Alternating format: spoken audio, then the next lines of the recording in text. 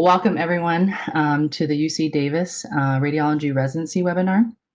Really excited to host this event today. I'm Jennifer Chang. I'm the Program Director of the Radiology Residency. I'd like to introduce Dr. Katie Barton here. Katie, if you could give us a little wave. She's the Assistant Program Director. And then we have Manav Kumar, who is our Chief Residence, and then Jenny Leroy, who is another Chief Resident. We've got David Chen over here.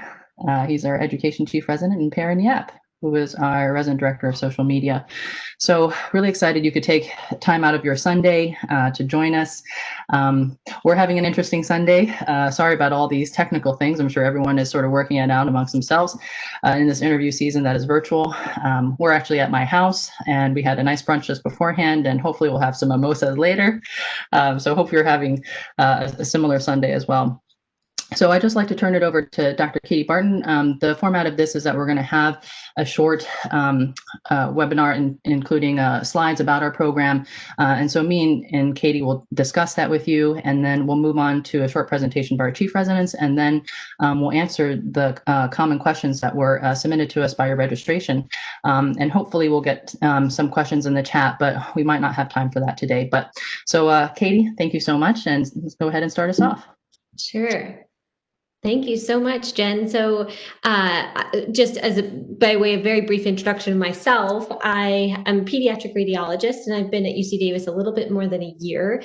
It is my first job out of fellowship, and I just couldn't have ended up in a better spot. And I really think you all are going to enjoy it as well. So we're going back one more. So the UC Davis Medical Center is a really busy place. We get over 1 million visits a year. We have over 600 patient beds, and our ER averages over 200 patients a day. You're not going to be bored. You're not going to miss out on good training here. And it's a level 1 trauma center. A lot of diverse pathology and a diverse patient population comes in our door. We sort of function as the unofficial county hospital for Sacramento. Subspecialty centers include burns and cancer and transplant. As a pediatric radiologist, I really have to highlight the fact that we have the largest Shriners Hospital in the North America on our campus as well. And so we really get some subspecialized care, including burn care there. And our catchment area is enormous. We serve over 6 million residents in Northern and Central California. And then for that subspecialty stuff, reach all the way up and down the coast and even into Mexico. Clinical education starts the second you arrive here. A warm handshake, hello, welcome. And then with the next hand, we hand you an iPad that is preloaded with a ton of radiology textbooks and articles, guidelines and materials for all of your rotations, and an audience participation app, which will come up later. And your didactic education is daily. We have conferences for our residents. Our faculty, you will find, are exceptionally dedicated to resident education, both in this like formal didactic method, then also in the realm of like workstation teaching. There's a lot of case-based information and case-based lectures that will help you not be afraid to be in the hot seat. And again, audience response and active learning, gamification, all of those big buzzwords are present and active here.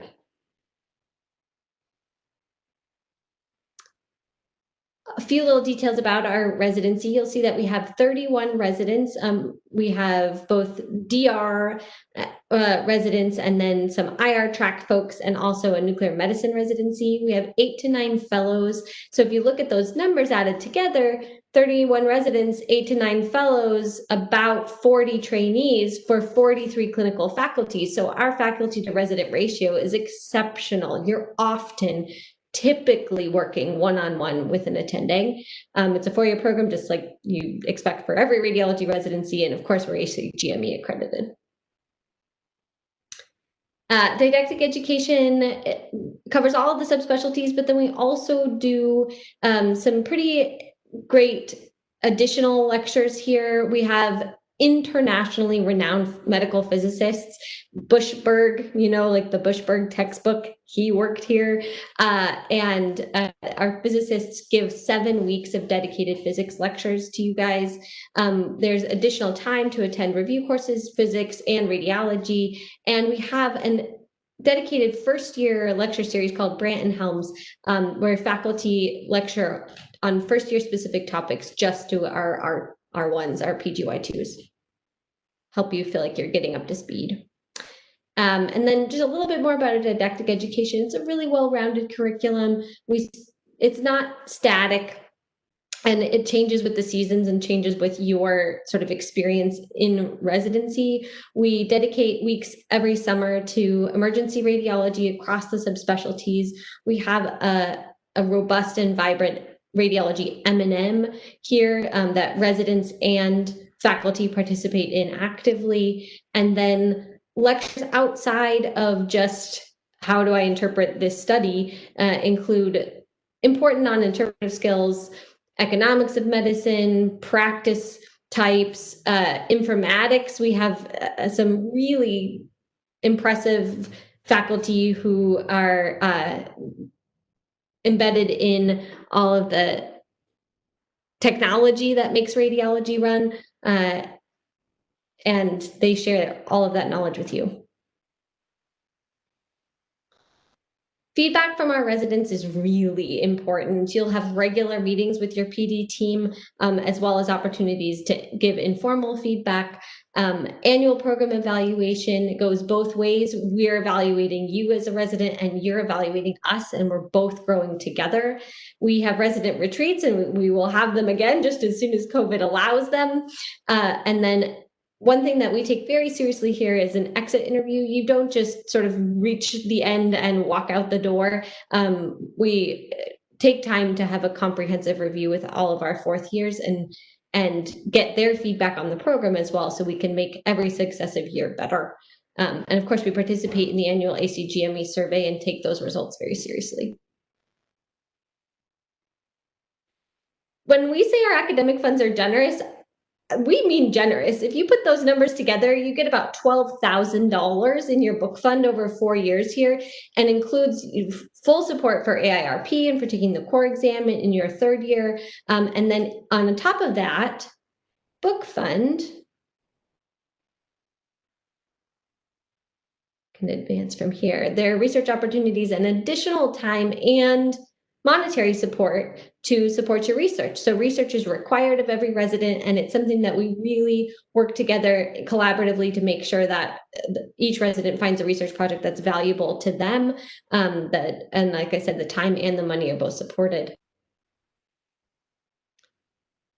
And then the background, what really makes a research project possible is not just a faculty member who's engaged and a resident who's passionate, but also all these like support resources. So our PACS system and some of our hardware, software makes it possible for us to do excellent data mining. We have dedicated research coordinators for the department. We have things like graphic support and statisticians, because we're part of such an enormous university with a depth and breadth of knowledge. We get to take advantage of that.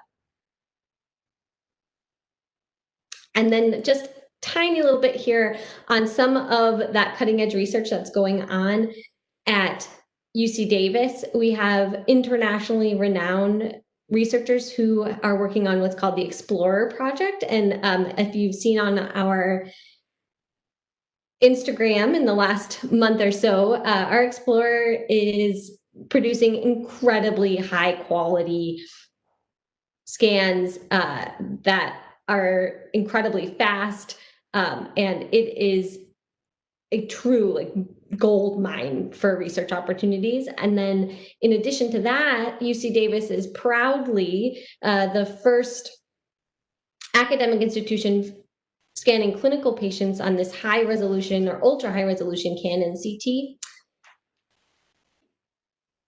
We couldn't help it, even though this is a virtual tour, we have to talk about our CT scanners just a little bit. So up to 0.15 millimeters. So our resolution is up to the width of a human hair. And like I mentioned, we're the first academic institution that are imaging clinical patients with this spectacular machine. Here's just a picture of a patient in it, but more important than that, and a nice segue to my neuroradiology colleague, is a really beautiful example of what those ultra high resolution images look like, and a supraclinoid aneurysm here. As a pediatric radiologist who does not read neuro, I'm really glad there's an arrow on this, but we'll move on to Dr. Chang, who's a neuroradiologist, and she'll take it from here. Thanks so much, Katie.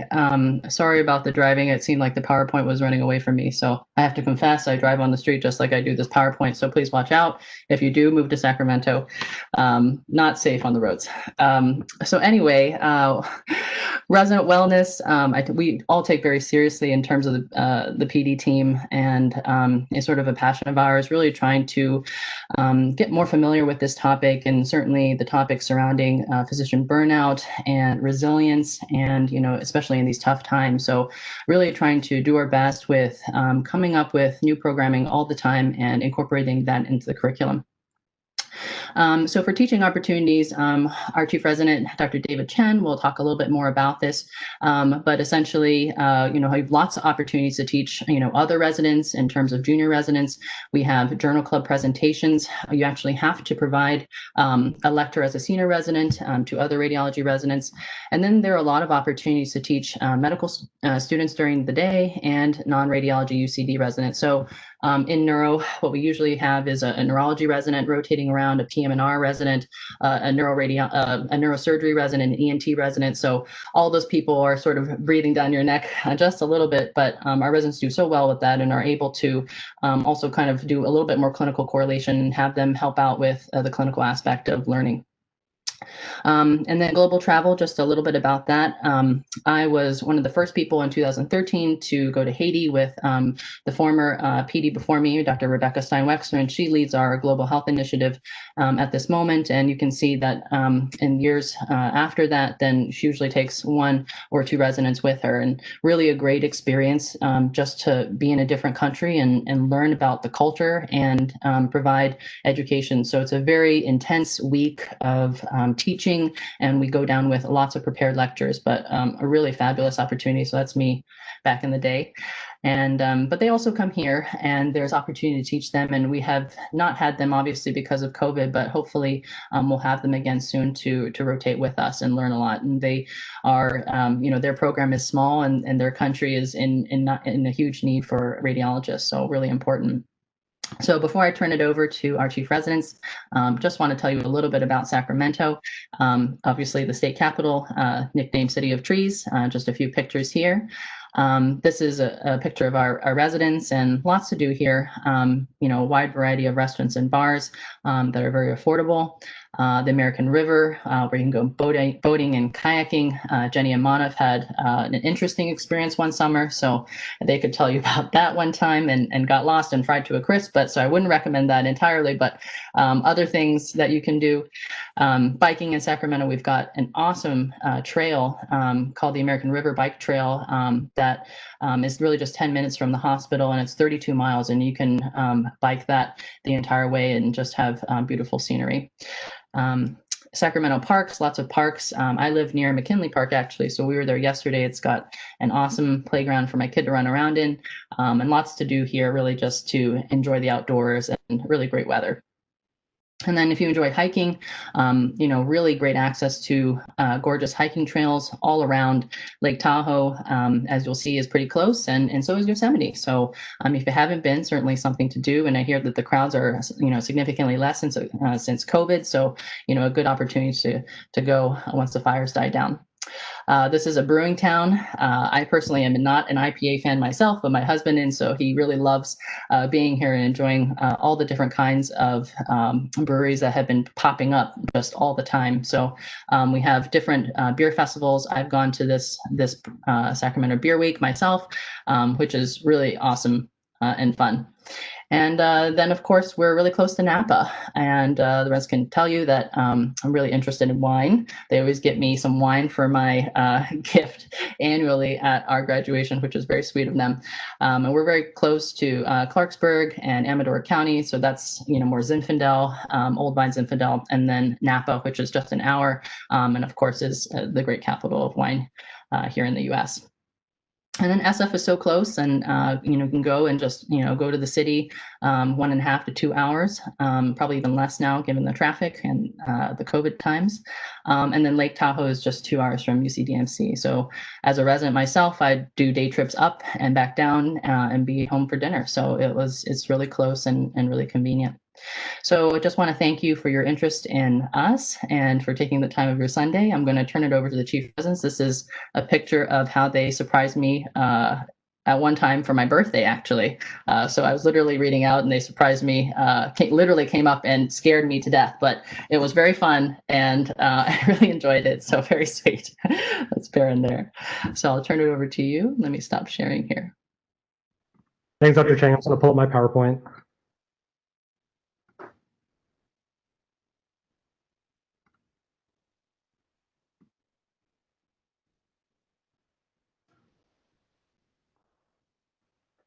There we go.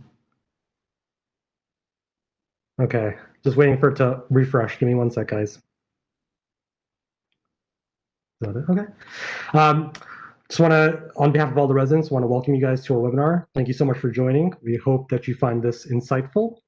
We understand this is like a 1 hour session, so if you guys need to leave early by any means, that's totally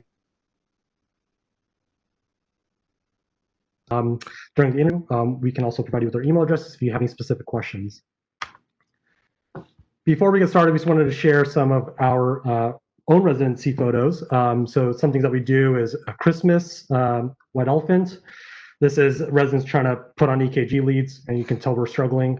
Board game nights. We have women in radiology sessions. Weddings, ski trips, barbecue sessions. So these are all things you can look forward to if you join here.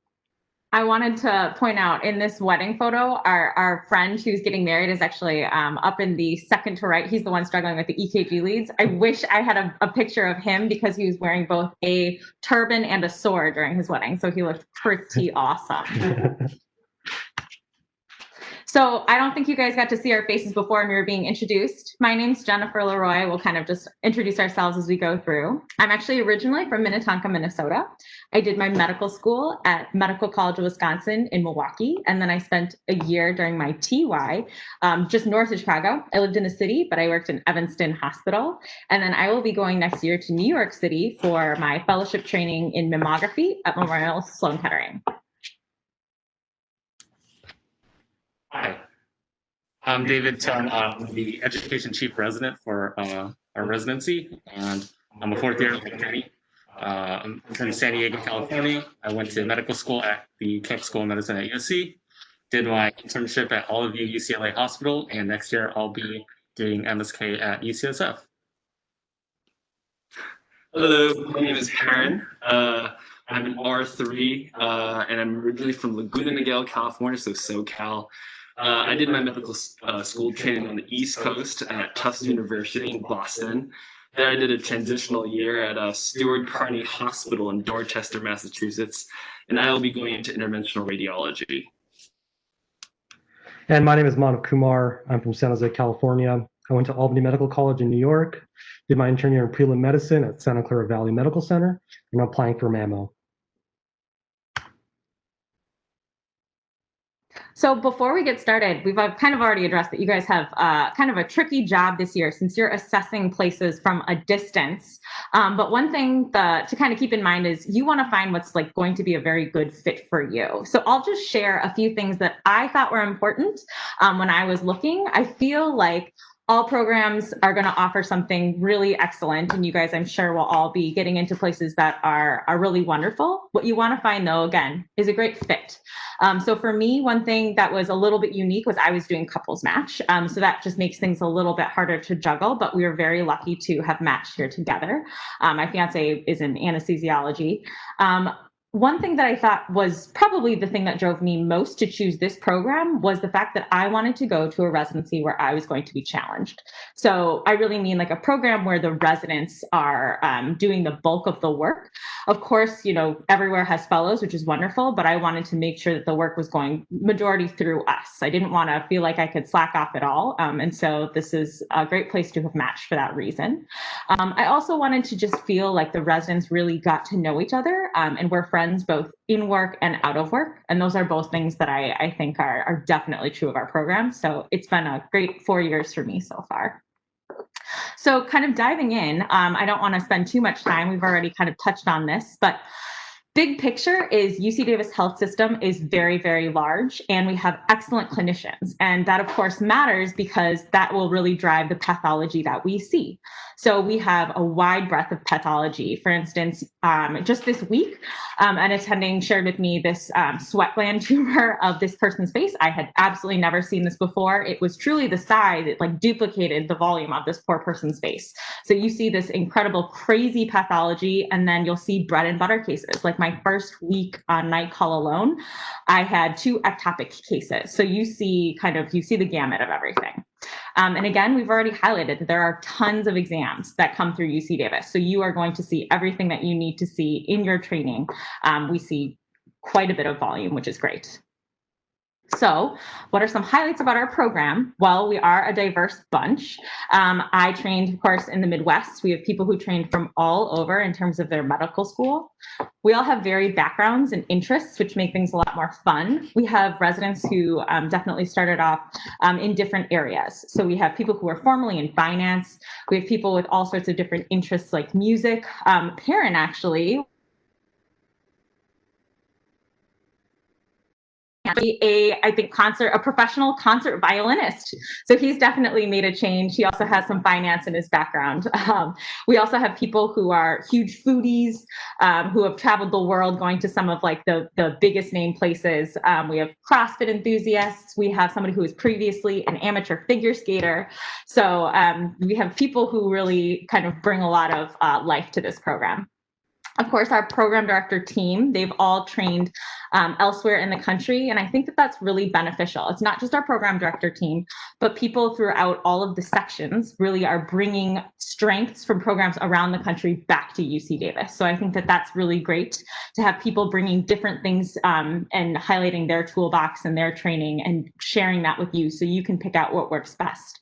And then, of course, our patients themselves are very diverse. So we have patients, we're 10 minutes away from the capital. So we have patients who are very wealthy, and we have patients who are coming from all different socioeconomic backgrounds and who come in with much more advanced disease because they are not as high on the socioeconomic scale here. So we have all stages of disease and a huge cancer center as well. High volume and resident run was another thing, again, that I wanted to really highlight. So residents, again, we're the first line. We see almost all of the imaging that comes through, and that's not the case everywhere. Sometimes the attendings are running through cases by themselves very, very rapidly, and so the residents, can kind of pick and choose. But for us, most of the cases we get first shot at. And so then we go and review those cases with our attendings. And of course, if at any time, an attending happens to pick up a case without a resident, any interesting findings, they're very willing and frequently share with us. So that's wonderful. Again, we're an incredibly busy level 1 trauma center, and we are still working overnight independently. That is something that's unique. Many programs around the country no longer do that. They have 24-hour coverage within attending. So that was something that I felt was a big strength of our program and one of the reasons that I came here. And then for that reason, residents are able to go to top-rated fellowships because we've had very good track records of residents who performed well at those fellowships. And we're really ready to go into either academics or private practice. So a typical resident day really starts out, I would imagine, pretty similar at most programs. So we come in 7:30, we pick up our own studies. It's even day one, you get handed a dictaphone. There's no shadowing for a month. You really just dive right in, which is great. You don't really know what to do with your dictaphone the first day, but you figure it out very quickly. You do a couple readouts before our noon lecture. We have dedicated 11:30 to 1 p.m. We have noon conferences. Those noon conferences are really led by attendings for the vast majority of the cases, which is great. You want to be taught by, big names, people who are really experts in the field, and we get that every day. We do have some noon conferences, like as seniors, I gave a noon conference on small bowel ischemia, so you will have a few of those kind of like capstone lectures that you will give as a senior resident. But again, the vast majority of our noon conferences are excellent, and they're given by our attendings. And then for the rest of the afternoon, you're typically doing the same thing as you did in the morning. You're picking up cases, you're reading out at least a couple times, and then you go home at around 5 o'clock. And then, of course, the call schedule, we'll get into that a little bit later, and that's a different layered schedule. We also, during the day, will be participating in multidisciplinary conferences. And then we also help out with protocoling, which is a little bit unique. Not every program does that, but I will say it does kind of help you. I know that there are people who have graduated from here, and when they get into their practice, they actually have used what they've learned about protocoling and tried to help really revamp their programs in the real world. So that's actually a skill that can be translated in the real world. And then we kind of talked about where we rotate, but I just want to highlight the point that, yes, we're an enormous hospital system, but the benefit of having so much pathology in one spot is we really get to stay on campus. I think definitely there are a lot of programs that have, multiple places where you rotate. For us, I'll say that we do the vast majority at UC Davis. So that's our upper right corner picture. That's our main hospital. And then we also rotate at that ambulatory care center in the middle top picture. And besides that, and those are all within walking distance, we also go to the VA. And that's the only one that's really off-site. And the nice thing about that is you really get to And while other places, I'm sure, have also a very wonderful relationship, I know recent graduates who are now at fellowship programs where they do rotate at a lot of sites. They do note that, hey, it was really great for us to spend so much time all together because you really form those relationships. You don't have to spend a lot of time getting familiar with new systems. So I think that that's a really nice thing that we have all the pathology we need, including pediatrics, right on our own site. So here's our call schedule. I can go over it with you. So in your first year, your first 6 months, there's no call, no weekends. You get every holiday off, so enjoy that for sure. After the second 6 months, you start doing plain film call with attending support. So you're on with the senior resident, you're on with attendings, you draft plain films just to get into the rhythm of call. You'll start learning to protocol studies with your seniors as well. Second year is when you really start picking up the cross-sectional studies. So you're doing scattered weekends, weekdays. You're on with one of your peers. You guys both work together to cover the ER, and you also have attendings, subspecialty attendings covering each service as well. So you're never really alone. You can always ask questions, but we're trying to promote some independence. Year 3 and year 4 is when you start taking your night call, and like Jenny mentioned, it is independent. So you are on by yourself at night, covering the ER. Attendings are always available by page if you need them, so you never really feel alone. We want to be able to give you that independence of making a call and having that experience, so that when you become an attending, it's not a huge a step forward or jump on the ladder for you. So you are supported, but you develop independence. And again, you're covering all the ER studies, radiographs, ultrasounds, CTs, MRs. IR calls a separate schedule that we can always go over if you have any questions about that. Other benefits we have, so I know the PD's touched on this too, but one thing I do want to highlight as someone who just came back from AIRP, even though it's virtual, a lot of the seniors also mentioned we get $8,000 for it, which is a lot more than a lot of other programs, where you might only get $1,000 or $2,000. I mean, covering your hotel, your flights, your food, everything like that, it adds up pretty fast. So it's really nice that we were given $8,000 for that. We do have a nice generous meal stipend for excellent food in the hospital, and it just went up. So one part of the resident union, which I'll touch on a little bit later, they're actively working on supporting residents and getting us more money to use. We do have a relocation stipend. It's about $1,000 every year to help out with any housing stuff. We also do get time off for research, and you do get funding for that if you're presenting at the conference. And we always help make sure that you guys are able to go, because we want to support residents being able to do that. You do get that iPad loaded with free radiology textbooks chosen by the department, lots of other resources, and it is yours to keep once you leave the residency. One thing we also have is, I'd say, a reasonable cost of living in Sacramento. So there's many areas, and depending on what your budget is, you can just kind of choose. There's one senior resident that we had who I think lived for like $700, $800 a month, and is still actually in a pretty nice place. A lot of my class, we actually were able to even buy our own houses here. And that's what we've done, and it's not too far away. I live about a 20-minute drive away, even though it's over 10 miles away. So traffic is also not bad here at all. We do offer moonlighting. It is separate from UC Davis. It's weekday coverage and weekend coverage. And that helps kind of gives you some supplemental income for that. One thing we're actively working on as well is with the resident union. So we have one of our residents is a liaison for us to represent the radiology department. And they're working on things such as, again, meal stipend, facilities such as like how can residents get more access to a nicer gym, paternity and maternity leave, things like that. So they're really working in our favor there.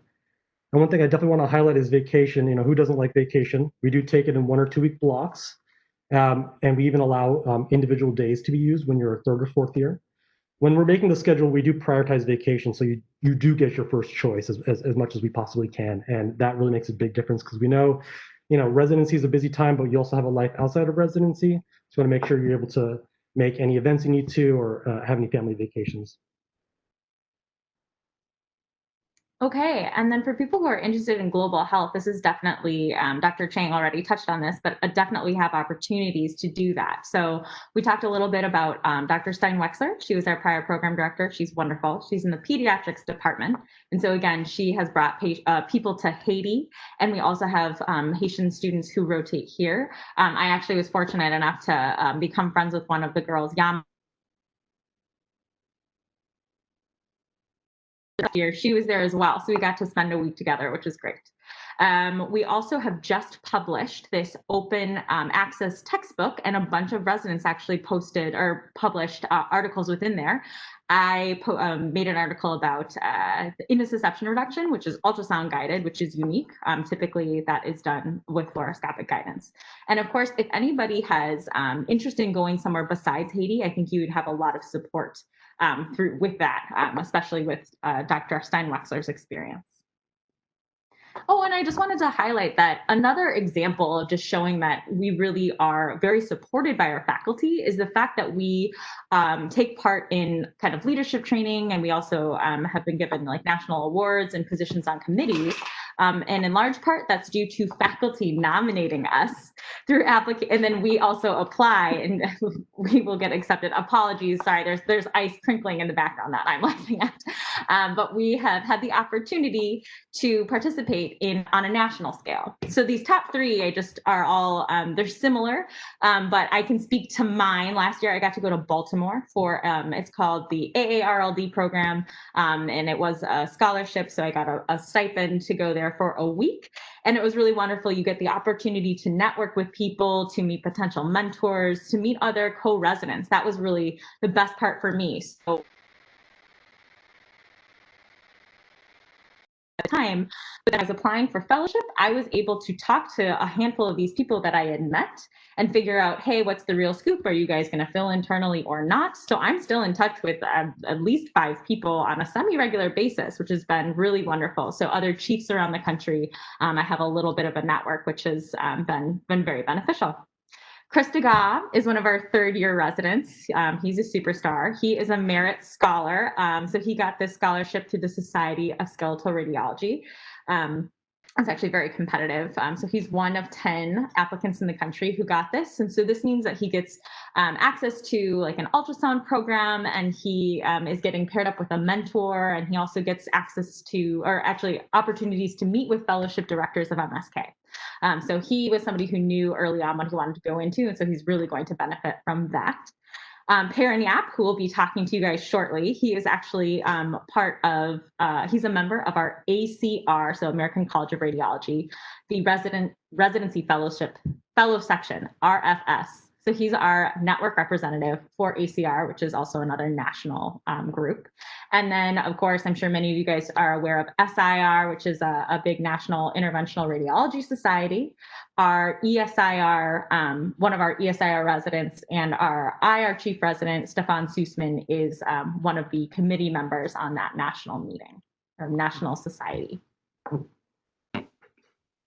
Hello, I'm Perrin. I think a pretty common question that gets asked is living in Sacramento, and I have the benefit of telling you all that Sacramento has to offer. So as Manav already previously mentioned, Sacramento is an extremely affordable cost of living. I think you could run the gamut between our old senior resident who lived on probably around $500 a month, or you can go to these high-rise luxury apartments that are very close to UC Davis.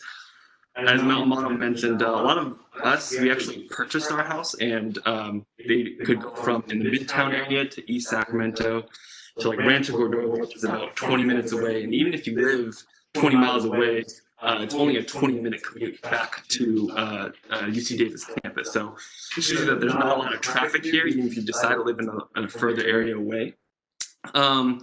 There's a new Golden One Arena in Doco that's home to the Sacramento Kings. I'm personally a Clippers fan myself, but if you wanted to go watch the Kings lose, you totally can.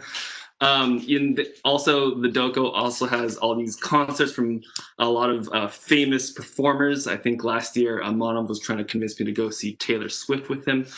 And then as far as music and arts, there's also a lot of more edgy hipster areas you can go to. There's Ace of Spades, which is the more sort of like a grungy rock area where, like, if you want a smaller venue, a lot of these indie performers go there as well. There's Tower Theater, which is like an independently owned movie theater.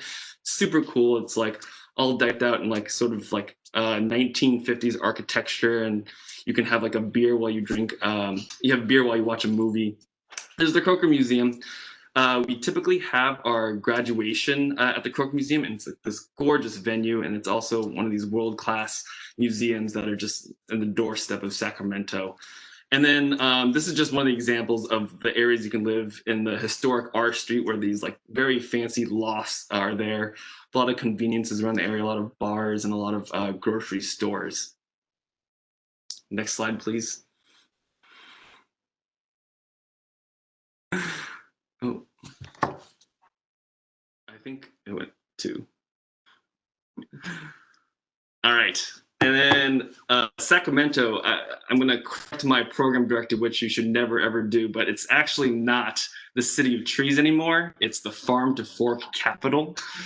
It just outlines all the amazing food that Sacramento has to offer. And it's been highlighted during this COVID time, where there's a bunch of al fresco options, highlighting the weather that's beautiful right now. We can go and have dinner outside in like 60, 70 degree weather, and there's just a variety, like any food you possibly want. It's possible to get. There's farmers markets as well in Midtown. And then before COVID had started, we were actually planning to do our resident retreat at a Napa winery and going and hanging out there. But it's super close. It's only about an hour and a half away. And as Dr. Chang already mentioned, we are close to Tahoe, and that has its resources as far as hiking, mountain biking, and skiing and snowboarding. And then immediately within Sacramento, there's the American River Bike Trail, which comes from here all the way to Folsom. And it's just absolutely gorgeous. Either these jump bikes that I'm sure you guys know about, where you can just rent like an Uber bike and just start biking along the trail. And it's an e-bike, so if you're out of shape like me, it's not too bad of a deal. Yeah. All right, so as my colleagues have alluded to previously, resident education is definitely a focus at our program. We have daily lectures at noon from 11:30 a.m. to 1, shown on the schedule before, which is given by our faculty, also specialty trained, and it can be a mix of different didactic and case-based conferences. Some conferences are also given by the senior residents to the other residents. We also have monthly radiology grand rounds where we invite speakers from other institutions who are experts in their subspecialty field, and they give some very amazing talks about up-to-date research and new guidelines, and really we get to have the privilege of having that every month as well. There's a dedicated R1 lecture series. I know we talked briefly about that. It's called the Branton Helms Lecture Series. And so as a first-year resident, you get time off at the end of the day, usually about an hour, once or every week or every other week, where you have a special lecture given to you either by the faculty or from senior residents for specific topics to help prepare you for call. So definitely before you start call, after that first 6 months of just pure weekends off, you're definitely going to be able to hit the ground running because you get prepared from all these dedicated lectures. And in addition to that, we also have a pre-emergency department AD call lecture series as well, given at the beginning, the first month of every year. In addition to that, there's other hands-on curriculum. We have a dedicated ultrasound curriculum given by one of our amazing attendings, Dr. Fernanda Pazier. There's joint injection teaching sessions. We have a week that is strictly dedicated towards learning how to address contrast reactions. That includes simulation sessions as well as lectures. We invite nephrologists actually to come speak during that week as well. So it's a really good week to prepare yourself on how to address contrast reactions, which can be helpful both while you're on call and also for the moonlighting that we do that Manav referred to earlier. And in terms of preparation for core, the board exam, our program is very generous in terms of giving us ample amount of time to prepare for the core, which is very important. We get a full 8 weeks of half days to be able to have ample time to study, and then we also during that time get special board prep lectures from the attendings for the third years who are preparing for core. And then medical students are always rotating through radiology, and as a resident, you'll have plenty of opportunity to teach them both at the workstation, and I'll talk a little bit later about other teaching opportunities as well. The pictures on the right of the screen, actually, we had a little bit of a friendly competition where over Zoom, where we had some practice question cases that were given. This was actually attended by all of the radiology residencies in California. And not surprisingly, UC Davis came in first during this little competition. It may have been a little surprising for some of our colleagues at the other institutions, but we definitely we're very comfortable, and I think it really goes to show just how strong our education is, seeing how we can go toe-to-toe with residents and other programs. And the bottom picture there, you can see actually the top 3 scorers for this competition. Number one was our very own chief resident, Jenny Leroy. And then we also had Ryan DiGeronimo and Benjamin Owen, who's actually the chief resident from last year. So really strong showing overall. Number 1 out of 96 residents in California. Very impressive. This is just showcasing all the different research opportunities that we have as residents. Residents here are constantly participating in research, and it's not too difficult to publish and even be a first author in many of these cases. And as coming to UC Davis, I was really impressed with just the amount of resources that we have for doing research. The attendings are always very enthusiastic about getting you involved in different projects. But if you have an idea of your own, it's very easy to make it happen. There's a lot of support from the attendings, but as well as other staff. It's very easy to get statistician support and IRB support as well. So overall, if you have an idea and you want to make it happen, you could definitely do that here at UC Davis. And these are just a number of different textbooks that are all, many of which actually have been written by faculty here at UC Davis. We have one by our previous program director, Rebecca Stein-Wexler, up in the top left, Pediatric Orthopedic Imaging. Below that, Orthopedic Imaging by Dr. Greenspan is a very widely used textbook, and that's written by one of our faculty as well. Dr. McGann has done textbooks, many in ultrasound, and these are, a lot of these are also uploaded on that iPad that you get. So you have access to all these learning resources, and it's really great. So I think when I was in your shoes, honestly, like when I was looking at programs, I just asked myself, do these residents like each other? You know, and you sort of get a sense when you go visit these programs, unfortunately, when you are unable to do that now, but like during these lunches, you see how the residents interact. And if they like each other, then I get a sense it's a great program. And that's the exact sense I got from UC Davis. It's very much feels like a family. So this picture on the right is actually a composite of all of us. But for our resident retreat, we had to do it socially distant. So we had everyone paint a portrait of another resident. And it just turned out to be hilarious. It goes to show you that radiologists should keep to interpreting images, not drawing them. But like it just, we all just have a great time with each other. And these initiatives we take, they're definitely supported by the PD team. And there's a the high camaraderie and culture of this program is something that really drew me to UC Davis initially. So in terms of encouraging these wellness activities, there's a bunch of things that we do. I mean, the biggest thing is happy hours. Pretty much routinely every Thursday or sometime later in the week, we have a group thread on WhatsApp, and we will try to get together for beers, and it'll just be broadcasted throughout the group, and whoever can make it can make it. Our local favorite this year has been Sackyard, just because it's got this beautiful outdoor area that's dog friendly, and so people, a lot of them have dogs, and can bring them after work. And the beer selection's fantastic. I myself am an IPA guy, so Sackyard has fantastic IPAs. There's welcome barbecue parties every year for the residents, fellows, and faculty. And then I'm also the Soldier Chair. So in the past, we've done paintballing, picnics, kayaking. We'll do board game nights, movie nights. We'll have ping pong competitions. There's a group for basketball and tennis. And then, as I mentioned previously, there's a graduation held at Crocker Museum in Sacramento.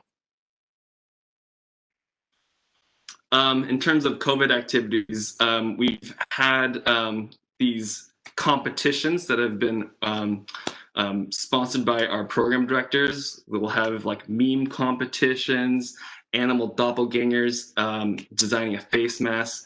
There's a resident retreat, which typically goes somewhere like Top Golf or Punch Bowl Social. Ski trips to Tahoe, which I'll mention later on in the Q&A section. There's these class Patagucci jackets that we get every year that I design. You can't be a resident without having a Patagonia jacket. And then every Friday there's food trucks that park their trucks at the UC Davis campus. We typically go out if it's a nice day and go and get our food before the conference. So just going to get into our question and answer session now. One question that I wanted to bring before we switch over to the other PowerPoint is a question we get asked: what changes were made to the program from resident feedback recently? And so one that stood out, at least to us when we reviewed everything, is, so one thing we implemented was a dedicated body ultrasound. There. Same thing with chest x-ray. You have 4 weeks of it. You read over 1,000 chest x-rays. You get really good at reading them. We moved our IR earlier so you get more exposure as a junior resident, get more procedures that way. Independent PET-CT interpretation. So we added another workstation where you're interpreting them on your own, and then you can go over them with the attending as needed. And one big thing that, of course, David Chen, we have to thank you for helping us with this, is our department SharePoint. So it's a centralized access for residents, fellows, and attendings for recorded lectures, PowerPoints, journals, and resources. And I'm going to go ahead and go over the questions that you guys submitted on the Qualtrics survey. As we switch over, I'll just mention that the dedicated body ultrasound rotation, so we've always had that, but the switch for us has been, instead of focusing on doing a combination of procedures and reading ultrasound, it's only you really focus on your reading initially. So that is one thing that's been really great, to have just dedicated time to just be reading, not trying to split that up. Lots of procedures later on. So I'm going to jump just a little out of order because we are running out of time here. So I'm going to answer just, a really common question that I get before turning it over to the questions from the webinar that were put in through the registration. A common question is, what do you look for in an applicant? And well, I think the bottom line is that we're looking for, obviously, a person with a strong academic record, showing that you have interest in other things, But most importantly, that you have diversity of experience and thought. And I think that's really the most important thing that I'd like to convey is that, we look at all the applications very holistically. So, scores are just one part of the thing, but what you get on your OBGYN, we all know that that's not going to be a skill that's going to be used in radiology. So, but I think just looking at your whole picture and, submitting an application and explaining why you did certain things would be great. So that's the bottom line of these applications is that I'm looking for a person who is well-rounded and is interested in learning. So that's really the answer there. And I just want to emphasize that, this season obviously is very different. And, usually there is a little bit of a regional bias just because most people from California want to come back to California. So I think you'll see that in our residents. But certainly, we have a lot of people from Minnesota that come and love it here too. So if you're truly interested, let me know. So just email me. My email's on our website that's redone and has the most up-to-date information. And so just email me and say, I'm really interested in your program because blank. And, I have a lot of emails, but I'm glad to look at those individually to, again, make sure that we're not missing anything, to make sure that, I understand you as an applicant and to look at the whole picture that way. And then very briefly, in terms of what to expect on our interview day, we're really just trying to mimic what we would normally do on our usual interview day. And so that usually means meeting the residents during lunch and having a one-on-one with them. And then we, have sort of an informational session similar to this, and then just have more time with the residents in addition to the faculty interviews that we'll have. So our usual interview day, just sort of virtual, and our coordinator will break you out into breakout rooms and that sort of thing for lunch. Okay, all right, so let me move back and go to the top here, and Perrin can go over the questions that were asked. All right, so one of the questions was, how do you spend my time outside of residency? So before COVID, I love rock climbing. So Pipeworks is actually in downtown. It's a fantastic area where if you're into rock climbing, you can go to. As we mentioned previously, there's Tahoe, trivia nights. We have a fantasy football league where I always destroy Tony Ronco, one of our other residents in fantasy football. And then after COVID, there's a lot of activities you can do as well. There's a drive-in theater that's been running since COVID started, and as well as biking. I picked up fly fishing. I'm terrible at it, but I try anyways. Other than these virtual open houses, will there be any other informational videos posted online, such as hospital tour or showing off the radiology department or reading rooms? Glad you asked. So actually, myself and a couple of other residents did a virtual tour of all the reading rooms. The one thing I will say that in the video, if you go to the website, it's going to be there. The body imaging hallway is undergoing renovation right now, so the pictures weren't that good because it's all a bunch of construction, but it's going to be brand spanking new by the time you get here, so that's exciting. And then also, you can follow us on Instagram and Facebook at UC Davis Radiology and see what we're up to. Do residents hang out outside of the hospital? Absolutely. I think I've already mentioned this several times, but we do all these activities together. We go whitewater rafting, wine tasting, paintballing, and I won't go into too much detail because I've already mentioned it all, but yes, we do hang out. We actually do like each other. All right, so a question that was asked was, what is one thing you wish you could change about your program and one thing you like about it? So if I were to make a change, I think some more exposure to certain very highly specialized imaging studies, in particular, liver transplant, lung transplant, just because that's not something that we do here at UC Davis, but we do see patients who have received these transplants at other institutions who come to UC Davis. So it's not that we don't read these studies, it's just that they don't constitute a major part of our volume. That being said, I do want to reiterate that our volume is already pretty high. We have plenty to read, and having more of these studies would just mean less exposure to certain other studies. So albeit I think it is something that we could change. At the end of the day, I think we have a very good balance, and as I kind of showcased before, our performance, relative to other residencies and on a national level, our track record is very good, and so I think we see everything that we need to see. What I do like, I love the camaraderie we have between residents. We, as Karen mentioned, we socialize and safely outside of work, even during COVID, and it's really great having a great work-life balance and being with people that I love being around. What about the program surprised me? Well, one thing is I was really impressed at how truly protected learning conference time is. Attendings are aware that you have your conference and they really prioritize it. They'll even take your pager and hold it if you need to go to conference. That's not out of the question, and it's really awesome that they do that.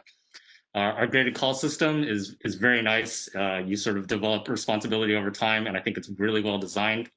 The fact that we have independent overnight call and you have that autonomy and that channel to build your confidence, I think is really great. Our chiefs are extremely flexible and fair in determining our schedule and giving out vacation. And overall, I always feel like my voice is heard, and that's really what I've been so impressed about and what I really love about our program. And I guess the attendings are pretty cool too. They're not too scary at the end of the day. Are there opportunities for residents to get involved with teaching? Absolutely. There's an endless amount of opportunities. You could teach medical students. You could teach first-year residents. You could teach your other radiology residents in general, either at noon conference or through Journal Club. You can teach residents in other specialties during a multidisciplinary conference, neuro residents, ortho residents, even cardiology fellows and rheumatology fellows. They all come to you because you're the imaging expert and you have a lot to offer. And so, and then also even nurse practitioner students sometimes in the in IR. So there's plenty of teaching to go around. You'll definitely be able to find something that fits what you'd like. So I think some of these questions have been answered already. So maybe Jenny, do you want to answer this question about residents moonlighting very quickly? Oh, yes, we do moonlight, and it is going to be at a hospital that is not UC Davis run, but an adjacent hospital, and it is just scanner sitting, so not reading images. I think we answered the question about call. Dr. Barton, do you want to answer the question regarding COVID-19 and how it's affected our residency? Yeah, absolutely. Of course, we're not immune to that. Things have changed. We've been able to socially isolate really successfully, but one of the ways that we've done that is by having about a third of our attendings reading from home on occasion. And so what that's meant is that in order to stay engaged in resident education, we've been doing things a little bit creatively, things like Zoom signouts with the attending who's off site, or a lot of like WebEx and Zoom lecturing, or hybrid lectures we've been doing more of, where our first and second years are socially distanced in a large auditorium, and then our third and fourth years are joining the lecture remotely.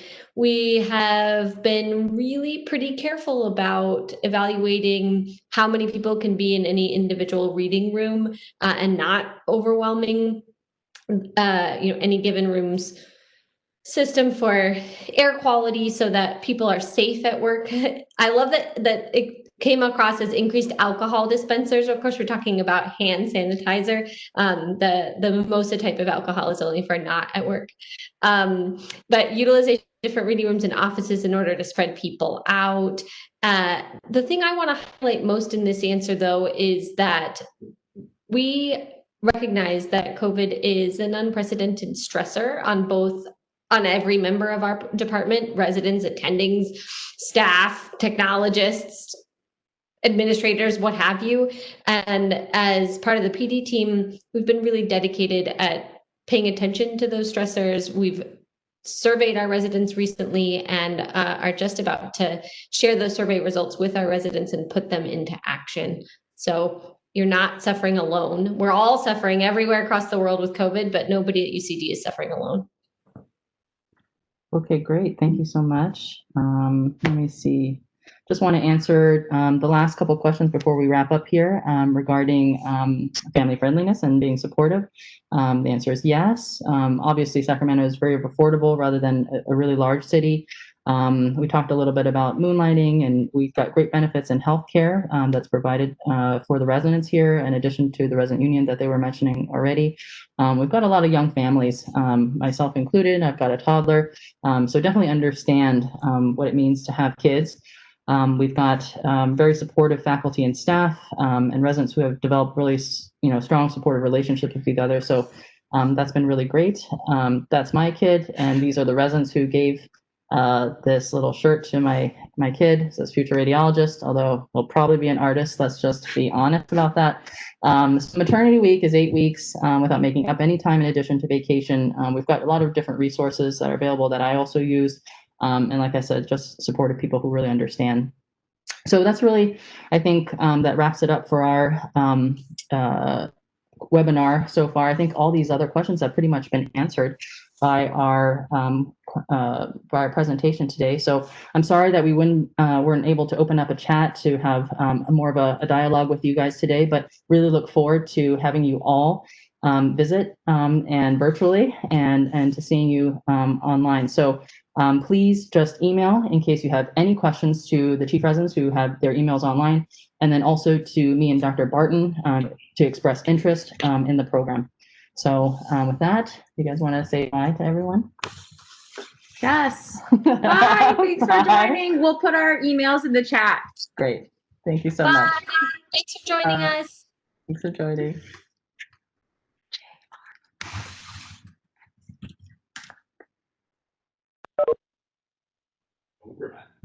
Wait, hold on.